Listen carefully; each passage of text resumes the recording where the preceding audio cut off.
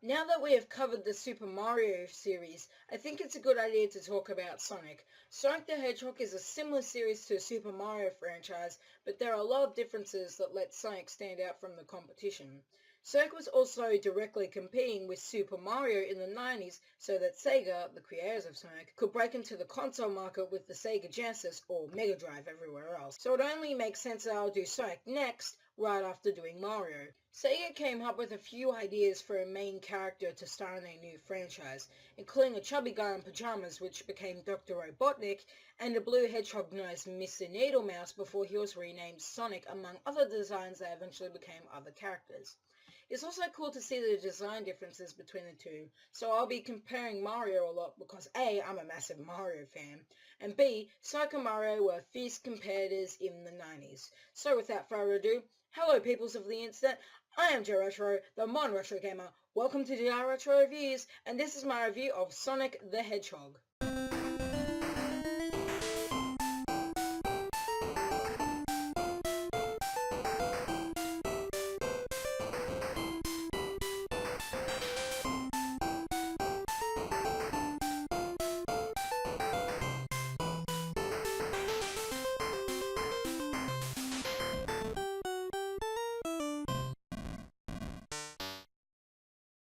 Just like in Mario, Sonic takes after the simple premise style of plot. Now, there is more of a plot, but it is in other games in the Sonic timeline. However, we are only focusing on the original Genesis game. One day on the peaceful South Island, Dr. Robotnik stole the animals of the island to power his Badnik army whilst building his industrial factory at the back of the island. I'm assuming it is at the back of the island because Sonic moves right for the whole game, so yeah. Enter Sonic the Hedgehog, a freedom fighter who has to head across South Island and chase the Doctor back to his base. This is kind of like the plot of Mario games, but just swap a plumber for a hedgehog and the various other story elements. It's still W character travels X land to save Y from Z, so yeah, it's different I guess. Dr. Robotnik also stole the 6 Chaos Emeralds, which can be used to power up some of the factories that were built on South Island or something. I know, in future games Sonic can transform into Super Sonic, but not in this game. In terms of looks, it is pretty good. The backgrounds are amazing and very large. In Starlight Zone later in the game, the background is a starry night at the top of the stage and a brick scaffold towards the bomb. Details like that are what I look for. Every stage's backdrop is great. Green Hill has a waterfall, Marble Zone has a ruin setting, and all of the background details make them look great. The Amy sprites and the sprites for Sonic himself look okay. Something about them seems really simple looking. I love the 3D-ish look of the loopy-loops. If you look closely, they have some great shading. The visuals suffice for this type of game. The music in this game is amazing. Every song is catchy and fits the mood of the stage, and nearly all of them are great. My favourites are Starlight Zone, Spring Yard, and the intro theme. My least favourite is Labyrinth Zone because it sounds like a series of wet farts, which is fitting because it's a water level. Hey, I said every song fits the mood. Some of the sound effects are really annoying, like the waterfalls in Green Hill Zone. It's just static noises like the ones on those old analog TVs. And if you thought Yoshi's arm was bad for having the baby Mario cry, this game has something much worse. The music is great, the sound is okay, but let's see how the gameplay does. Oh boy. Now, here's the reason why I wanted to cover Sonic after Mario. The gameplay is way different from Mario, and by that I mean just the moves, level design, and platforming mechanics. On the surface level, the two games don't really do much different from each other. Move right, jump on enemies, and... yeah, actually scrap that thought. Even the casual could explain some of the main differences between Sonic and Mario. Well, let's discuss them. Sonic does not have a run button like in Mario. Every button is jump. You go fast by holding down the left or right directional buttons, and then you will gradually accelerate. Once you're going fast, you can jump higher and get up hills easier. Cause, you know, gotta go fast. Even though there is no run button, that doesn't stop Sonic from proceeding at high velocity more than Mario, as I'm sure most of you are aware. His acceleration feels a little bit slower, but his top speed is way higher, which is where the speedrunning appeal stems from. Sonic also has a different method of jump attack. Sonic uses his quills to attack in two different ways. a jump that can hit enemies any which way, and a roll attack if you press down with similar properties to a jump just on the ground. Both of these curl Sonic into a ball like how actual hedgehogs do to escape or attack. That alone is amazing. They took something about the actual animal they were using and made a mechanic that worked really well. That was just really cool when you think about it. The ball attack can hit anything that isn't a projectile or spiky. Speaking of hits, most people know what happens to Sonic when he gets hit, right? Sonic's HP is the rings he collects. In Mario, you use power-ups as extra hits, but in Sonic, it's the basic coin collectible. Really, as long as Sonic has one ring, you have an extra hit point. The more rings you have, the better the chance you have to get your hit point back. Another thing rings do is get you an extra life per 100 rings up to about 200 or 300, and if you take 50 rings to end a zone, you can play a special stage for a Chaos Emerald. If you get all 6, you get the good ending, but that's all they do besides being the completion bonus and getting you a ton of points. You can also find a shield which gives you 1 extra hit point and invincibility. These power-ups along with 10 rings and extra life can be found in these CRT monitors which you can bust with your spikes. There are also checkpoints and continues which act as a safety net if you mess up. Speaking of things you can hit with your spikes, the enemy selection is vast, but certain types of enemies are only found in specific zones. The badniks range in shape and size. When they are hit, they break and the ammo that was powering it is released. Because badniks are zone specific, it is hard to talk about them without listing off the zones and identifying the level design for each. More on that later. Speaking of level design, I'm on fire with these segues, man. Okay, so the level design has a few constant minor set pieces like loop-de-loops, curved slopes, and stage props like springs, spikes, and pits. Some of the pits are really freaking big to a point where the bottom of the stage is just a giant pit. I'll get back to why that is in a bit, and is pretty central to the level design ideas of the classic trilogy. There are 6 zones with 3 acts, making for 18 levels in total. Super Mario Bros. Have more levels, so what is Sonic 1's excuse? It was released in 1991 when Super Mario Bros. Was released in 1985, and there is less content. The zones do have unique assets and enemies to make up for less levels, rather than Super Mario Bros. Using the same assets. Not blaming Nintendo for laziness, they had to reuse assets to fit the game onto a NES cart. Despite that, the small level count brings Sonic the Hedgehog's playtime to 1 hour with minimal use of save states. Less if you didn't constantly mess up like I did. The zones in order are Green Hill Zone, Marble Zone, Spring Yard Zone, Labyrinth Zone, Starlight Zone, and Scrap Brain Zone. Green Hill's a great starting level, Marble Zone bogs down the pace and is full of unfair obstacles.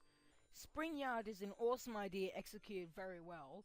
Labyrinth Zone is full of unfair obstacles including the stage gimmick.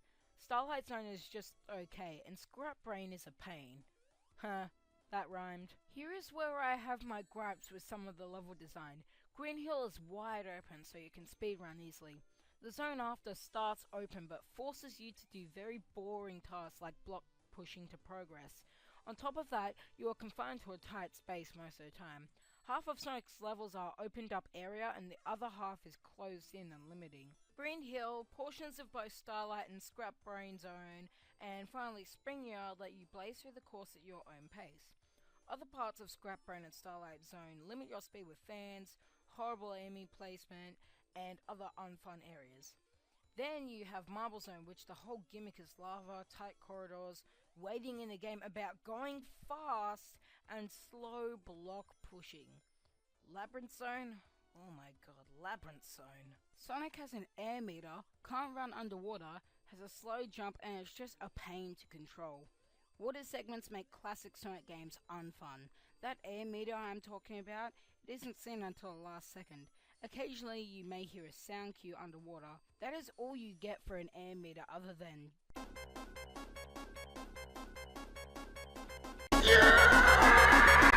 With this in mind, take everything bad about Marble Zone twofold and put it underwater. Now, as I said before, Sonic has zones that have exclusive enemies and elements like the spinners in Scrap Brain that send you faster if you roll on them.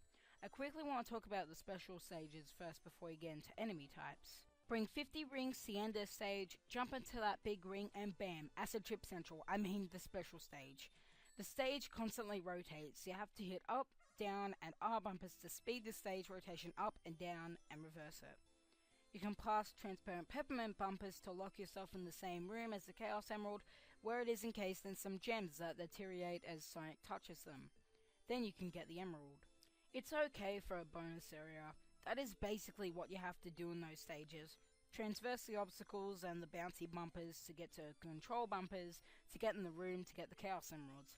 It's mostly luck based, and yes, I know I didn't talk about everything in the special stages, but I would like to focus on the main game, and I can't be too specific.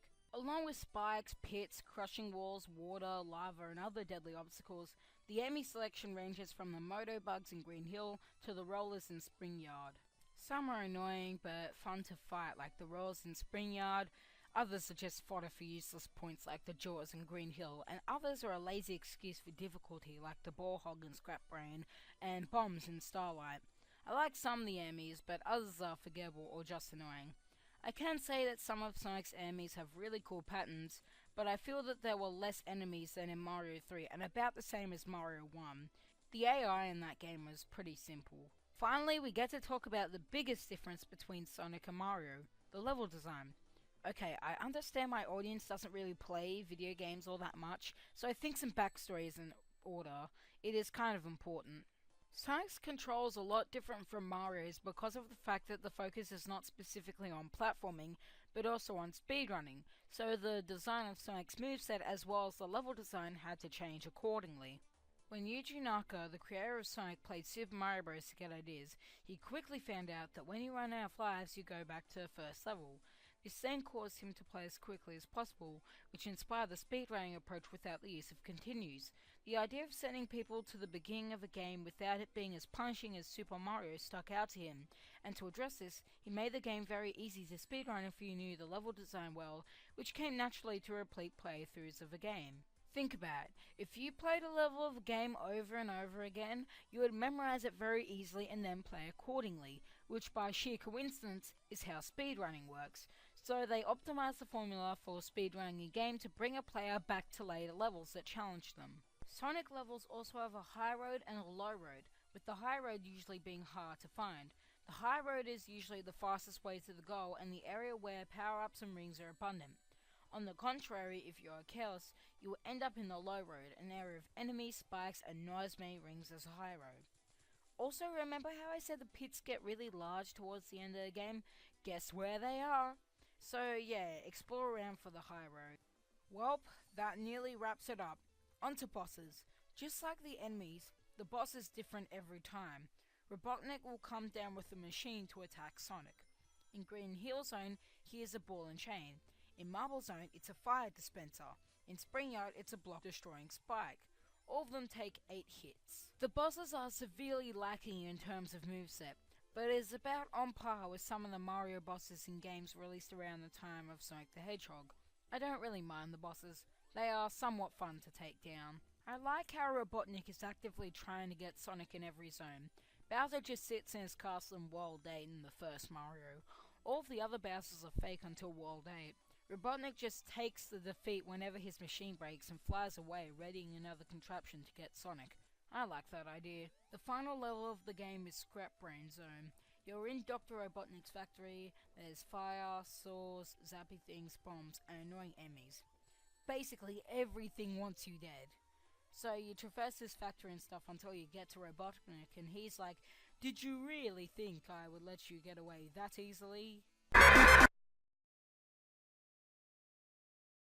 So Robotnik, deciding to play to his opponent's weaknesses and be a douche, decides to send you into a sewer level that is another act of Labyrinth Zone. Robotnik probably knew that Sonic couldn't swim, so you traverse this rehash of level to get behind the laser wall, and then you get to the final boss. It's kind of mediocre. Hit Robotnik, who is inside these crushing pillars, then dodge the electric balls.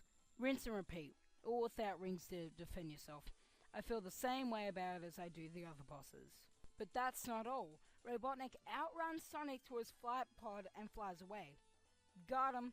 Oh, he still gets away. And so, that ends Sonic the Hedgehog. The ending you get was dependent on whether or not you got all 6 of the Chaos Emeralds from the special stages. You'll just have to play the game for yourself. Play it twice to see if you encounter anything cool the second time around. Hey, I should do that. Oh, Robotnik! Final thoughts? I like quite a bit of Sonic. Some of the levels were absolutely horrible, but I found joy in open-ended stages, and the bosses were a nice change of pace. If zones like Marble Hill stay closer to what Sonic was designed for, his speed, the game will be much better for it. Let's see if the level design problems were fixed in the sequel. Join us next time when we talk about Sonic the Hedgehog 2, and if you're new, then subscribe. With that said, thank you for watching. I am JaRetro, the Modern Retro Gamer, and this was my review of Sonic the Hedgehog.